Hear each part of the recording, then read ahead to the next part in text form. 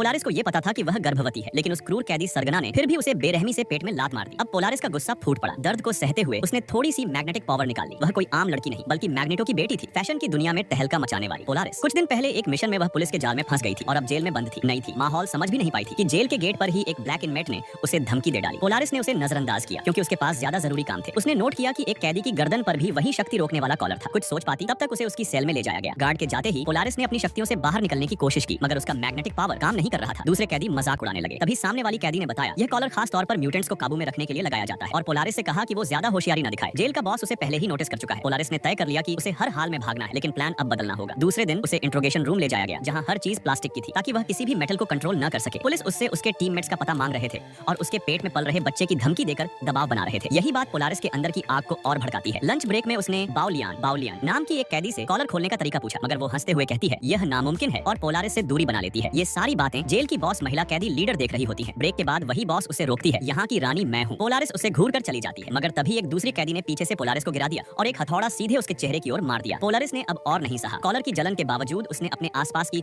Metal table को control करके कैदी लीडर को दीवार से चिपका दिया। पोलारिस पर फिर हमला हुआ और तभी गार्ड आ गए। बिना पूछताछ किए उसे सॉलिटरी सेल में भेज दिया गया। अब पोलारिस पहली बार टूटी, लेकिन अपने बच्चे की सोचकर उसने आखिरी कोशिश की। गेट पर पूरी ताकत से अपनी शक्ति झोंकी। शरीर थक चुका था, मगर इच्छा शक्ति नहीं। कुछ दिन बाद पोलारिस को दूसरी कैदी के साथ ट्रांसफर किया जा रहा था। स्पेशल ट्रक प्लास्टिक से बना ताकि उसकी शक्तियां बेअसर रहें, पर कोई नहीं जानता था कि उसके साथियों ने रास्ते में एम्बुश तैयार कर रखा था। ट्रक जैसे ही मौके पर पहुंचा, दो म्यूटेंट्स ने मिलकर टायर फोड़ दिए। जेल स्टाफ ने तुरंत सुरक्षा घेरे बना लिए। एक इनविजिबल मैन ट्रक के पास गया, मगर कुछ ही कदम चलकर वह प्रकट हो गया और गोली लगने से घायल हो गया। बाकी म्यूटेंट्स की भी शक्ति काम नहीं कर रही थी, शायद कोई इंटरफेरेंस डिवाइस एक्टिव था। पोलारिस के बॉयफ्रेंड ने गन उठाई और गोलीबारी शुरू की। लॉन्ग हेयर्ड गर्ल घायल को बचाने पहुंची और गैंगजी ऑफ ब्लू गर्ल ने इंटरफेरेंस स्रोत को ढूंढा। उन्हें एक चमकती आंखों वाला शख्स मिला। वह उनका पुराना साथी माई चोंग था, जिसकी शक्ति बाकियों की शक्तियों को बंद कर सकती थी। गैंगजी ने उसे चुपके से पीछे से आकर एक मुक्का मारकर बेहोश कर दिया। अब पोलारिस को महसूस हुआ उसकी शक्तियां वापस आ गई हैं, मगर ट्रक में कोई मेटल नहीं था। तभी साथ वाला आदमी अपनी टांग में लगे स्टील स्क्रूज निकालने को कहता है। पोलारिस हिचकिचाई, मगर फिर वह स्क्रूज निकालती है और उनके जरिए रस्सियां काटती है। जैसे ही जेल गार्डों को पता चलता है बहुत देर हो चुकी थी। बाहर बाकी म्यूटेंट्स की शक्तियां भी लौट आती हैं। पोलारिस का बॉयफ्रेंड कार के फ्यूल टैंक पर लेजर मारता है। तेज धमाका होता है। जेल के अधिकारी डर जाते हैं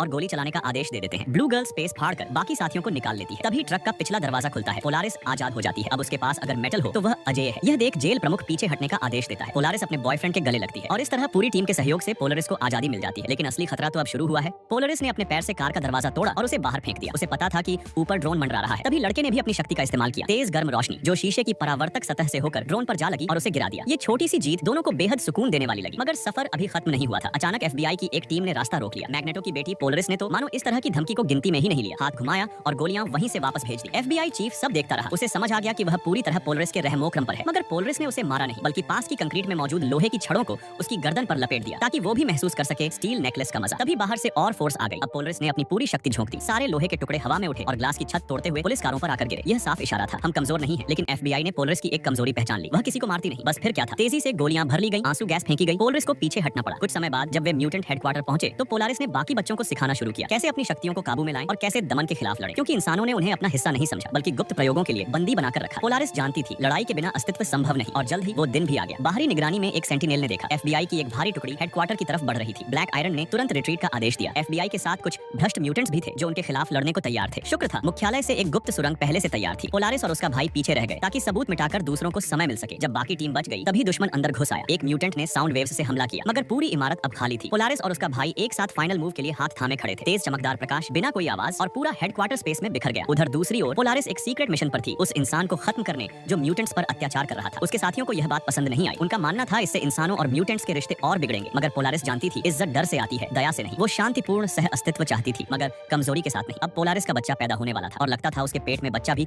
उतना ही जिद्दी था जितनी वह खुद। पोलारिस के पेट में पल रहा बच्चा उसकी माँ से भी ज्यादा जिद्दी निकला। एक बार की हलचल में ही 6000 पाउंड वजनी कार उसकी ओर खींच गई। ये देखकर सभी दोस्त हैरान रह गए। आखिर मैग्नेटो का खून था। बच्चे की डिलीवरी सुरक्षित हो सके इसके लिए दोस्तों ने पोलारिस के लिए एक पुराना सैन्य बंकर किराए पर लिया, जिसकी दीवारें पूरी तरह कंक्रीट से बनी थी। मगर ये काफी नहीं था। डक्सिन थ्री सिस्टर्स नाम की 3 लड़कियों ने अपनी मन को मोहित करने वाली शक्ति से रेजिडेंट कमेटी को भ्रमित किया और सुरक्षा के नाम पर आसपास के लोगों को वहां से हटवाया। हालांकि पहले तो अधिकारी माने नहीं, मगर पैसों की चकाचौंध ने उनकी ईमानदारी को हरा दिया। सब कुछ प्लान के मुताबिक चल रहा था। बंकर के बीचों बीच बनाया गया एक स्पेशल लेबर रूम जो बुलेट प्रूफ ग्लास और स्पेशल प्लास्टिक से बना था ताकि कोई भी लोहे की चीज पोलारिस के बच्चे को नुकसान न पहुंचा सके। मगर लेबर रूम तैयार भी नहीं हुआ था कि पोलारिस के पेट में हलचल शुरू हो गई। उसे तुरंत अंदर लाया गया। पोलारिस ने कोशिश की शांति बनाए रखने की, मगर दर्द के साथ उसकी शक्तियां भी बाहर आने लगी। पास पड़ा एक फोर्कलिफ्ट तक हिलने लगा। किसी तरह उसे बेड पर लिटाया गया। बच्चा निकल नहीं रहा था और पोलारिस की ऊर्जा भी खत्म हो रही थी। बिजली की लाइटें चमकने लगी। बाहर की लोहे की चादरें, कारें, दरवाजे सब उसकी शक्ति से कांपने लगे, मगर डिलीवरी पूरी नहीं हो रही थी। डॉक्टर ने बताया बताया कि पोलारिस किसी मानसिक तनाव में है और जब तक वो हल नहीं होगा बच्चा बाहर नहीं आएगा। फिर डक्स इन तीनों बहनों ने पोलारिस के दिमाग में प्रवेश किया। उन्होंने उसे एक सपना दिखाया जहाँ म्यूटेंट्स ने लड़ाई जीत ली है, एक शांतिपूर्ण यूटोपिया बस चुका है और पोलारिस का बच्चा खुशी से खेल रहा है। पोलारिस की आंख खुली, उसे अपना मकसद याद आ गया। वो पलटा और फिर पूरी ताकत से जोर लगाया। बिजली का झटका पूरे शहर में फैल गया, सिस्टम ठप पड़ गया, मगर आखिरकार बच्चा सुरक्षित पैदा हुआ। उसका नाम रखा गया चेंशी, जिसका मतलब है सवेरा, एक नई शुरुआत। लेकिन ये पावरफुल जन्म सरकारी राडार पर आ गया। अगले ही दिन अखबारों की हेडलाइन बनी, रहस्यमय ब्लैकआउट। जुई जी नाम की एक अधिकारी ने डक्स इन बहनों को आदेश दिया, जिस किसी को भी ये जानकारी है उसे मिटा दो। सिर्फ रेजिडेंट कमेटी का मोटा मैनेजर ही सब कुछ जानता था। एक दिन पहले ही उन्होंने उसके घर के गार्ड को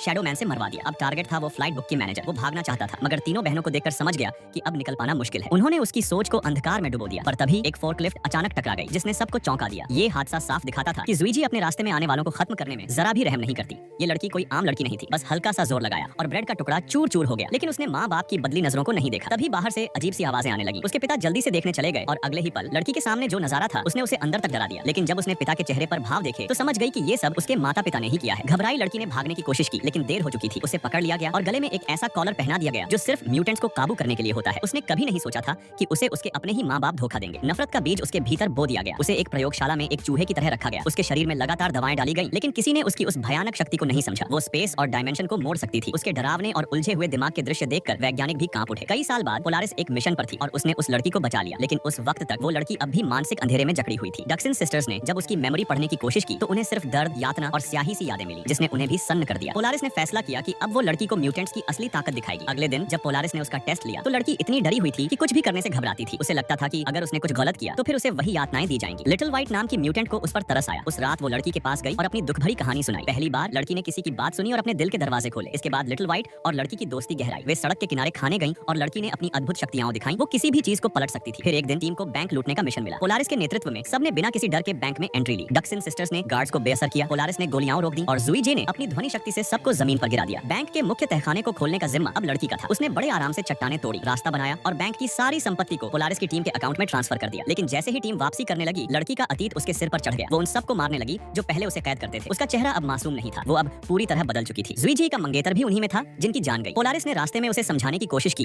कि निर्दोषों को मारना ठीक नहीं, लेकिन लड़की ने कोई पश्चाताप नहीं दिखाया और पावर से कार का दरवाजा मोड़ते हुए वहां से चली गई। जुई जी चुप नहीं बैठी। उसने शैडो मैन को भेजा, जिसने लड़की को पकड़ लिया। फिर उसे काले लोहे के पिंजरे में बंद कर दिया गया, जहां उसे फिर से यातना दी गई। लिटिल व्हाइट ने जब ये सब देखा तो वो चुप नहीं रह पाई। रात के अंधेरे में वो पिंजरे तक पहुंची और अपनी शक्तियों से उसे आजाद कर दिया। लेकिन लड़की को लगा कि जुई जी को जिंदा छोड़ना अब और खतरा है। उसने उसे मारने का फैसला किया। लिटिल व्हाइट ने लाख मना किया, लेकिन लड़की कॉन्फ्रेंस रूम में घुस गई और हमला करने लगी। और तभी लिटिल व्हाइट ने एक झटके में लड़की की मूवमेंट रोक दी और उसी रुकावट में लड़की का सिर दीवार से टकरा गया। वो मर गई। लिटिल व्हाइट के हाथों ही उसकी जान चली गई। अब उसका दर्द और पछतावा शब्दों में बयान नहीं किया जा सकता था। किसी को नहीं पता था कि ग्लैमरस और खतरनाक दिखने वाली डक्स इन सिस्टर्स असल में 5 जुड़वां बहनें थीं। बचपन से ही उन्हें एक प्रयोग के हिस्से के तौर पर इस्तेमाल किया गया, एक इंसानी औजार। हर मिशन से पहले साइंटिस्ट उन्हें ब्लैकमेल करता। 3 को भेजने से पहले 2 बहनों को बंधक बना लेता ताकि बाकियों की वफादारी बनी रहे। ये अमानवीय तरीका धीरे धीरे उनके अंदर की मासूमियत को निगल गया। एक दिन साइंटिस्ट ने फिर से उन्हें एक म्यूटेंट के दिमाग में घुसकर जानकारी निकालने का आदेश दिया, लेकिन उस म्यूटेंट की चीखें और बेबसी ने बहनों का दिल दहला दिया। उन्होंने पहली बार विरोध किया और साइंटिस्ट से उसे छोड़ने की गुहार लगाई, पर साइंटिस्ट ने न केवल मना किया बल्कि गुस्से में आकर उन्हें धमकाया। बस यही वो पल था जिसने डक्स इन सिस्टर्स के भीतर सालों से दबी आग को भड़का दिया। जैसे ही सुरक्षा गार्ड्स उन्हें कॉलर पहनाने बढ़े, तीनों बहनों ने अपनी शक्तियों का विस्फोट कर दिया और आजाद हो गईं। लेकिन भारी कीमत चुकानी पड़ी। जो 2 बहनें बंधक थीं, वे इस विद्रोह के दौरान मारी गईं और उनकी मृत्यु का दर्द मानसिक रूप से बाकी बहनों को भी महसूस हुआ। इस दिल दहला देने वाली घटना के बाद डक्स इन सिस्टर्स ने हाउजी का साथ पकड़ लिया और धीरे धीरे हत्यारी मशीनों में बदल गई। पोलारिस जब ये कहानी सुन रही थी तो उसकी आंखों में नमी थी। उसे अपने पिता मैग्नेटो की याद आ गई, जो बिना कुछ कहे उसे छोड़कर चला गया था। यही भावनात्मक पल